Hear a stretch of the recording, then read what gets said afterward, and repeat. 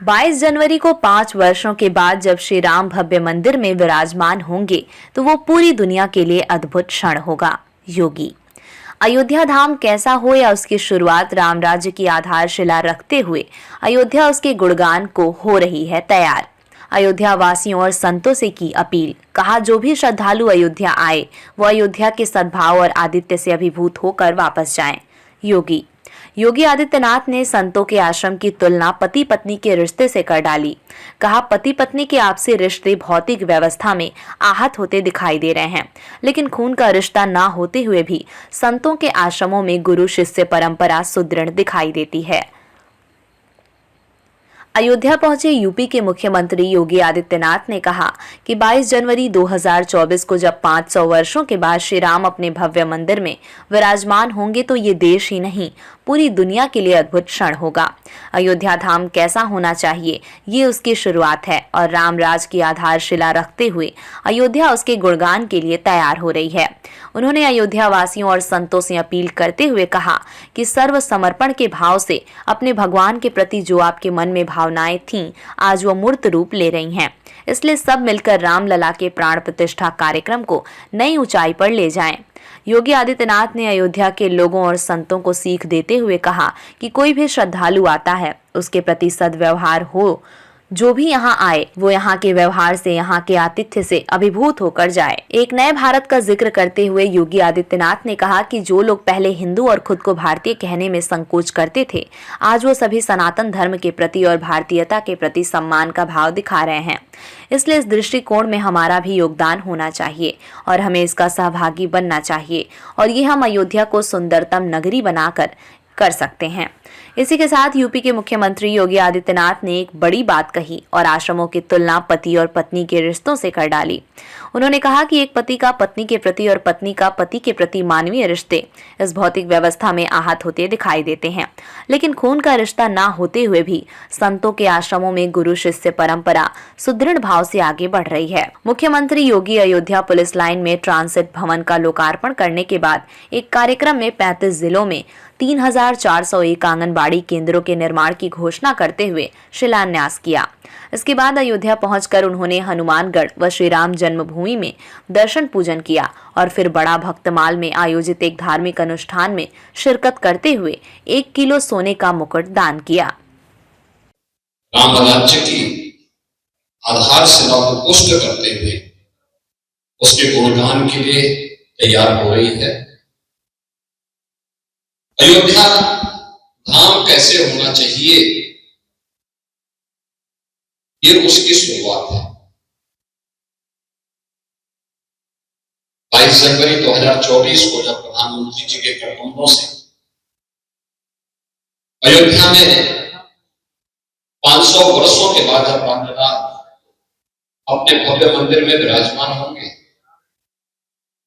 तो सचमुच पूरी दुनिया के लिए, पूरे देश के लिए एक अद्भुत क्षण होगा। और अयोध्या वासियों का तो जिम्मेदारी बनती है कि आपने, आपके पूर्वजों ने, पूज्य संतों ने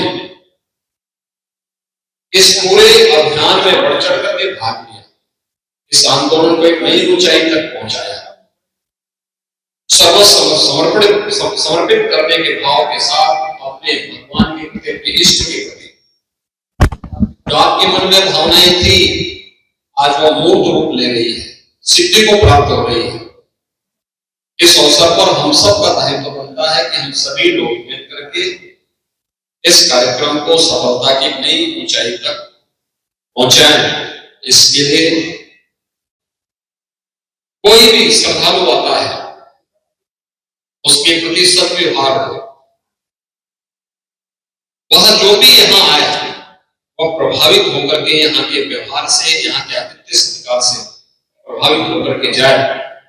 यह हम सबको यह भाव और यह विचार अयोध्या से संचारित होना चाहिए। आज देश में बहुत कुछ परिवर्तित हुआ है और हुआ है। एक नए भारत का हम सब दर्शन कर रहे हैं। जो लोग पहले हिंदू बोलने में अपने आप को संकोच करते थे, जिनको भारतीय बोलने में संकोच होता था, आज वे हर व्यक्ति न केवल सनातन धर्म के प्रति बल्कि भारत और भारतीयता के प्रति भी सम्मान का भाव रखता है। पूरी दुनिया का दृष्टिकोण बदला है। इस दृष्टिकोण में हमारा भी योगदान क्या होना चाहिए, हम किस प्रकार से सहभागी बन सकते हैं, यह भी तय करने का कार्य हम लोगों को अभी से प्रारंभ करना होगा। अयोध्या सुंदर लगे, दुनिया की सुंदरतम नगरी के रूप में हमारी अयोध्या दिखाई दे। दीपोत्सव एक पति का पत्नी के प्रति और पत्नी का पति के प्रति क्या दायित्व होना चाहिए, क्या कर्तव्य होना चाहिए। मानवीय रिश्ते कहीं ना कहीं आज की भौतिकवादी व्यवस्था में कहीं ना कहीं आहत होते हुए दिखाई देते हैं। उन स्थितियों में हमारे संतों के आश्रमों में खून का रिश्ता न होते हुए भी उससे बढ़कर के गुरु शिष्य की परंपरा को इस सुदृढ़ भाव के साथ आगे बढ़ाने का कार्य हो रहा है। आज श्री बड़े भक्तमाल जी महाराज की 49वीं पुण्यतिथि के अवसर पर माननीय मुख्यमंत्री योगी आदित्यनाथ जी बड़ा भक्तमाल आश्रम पधारे और यहाँ पर भगवान श्री सीताराम जी को, बड़ा भक्तमाल बिहारी बिहारी जी को 1 किलो सोने से बना हुआ मुकुट उन्होंने अपने हाथ से अर्पण किया। कल 56 भोग फूल बंगला और परसों महाराज जी की पुण्यतिथि होगी।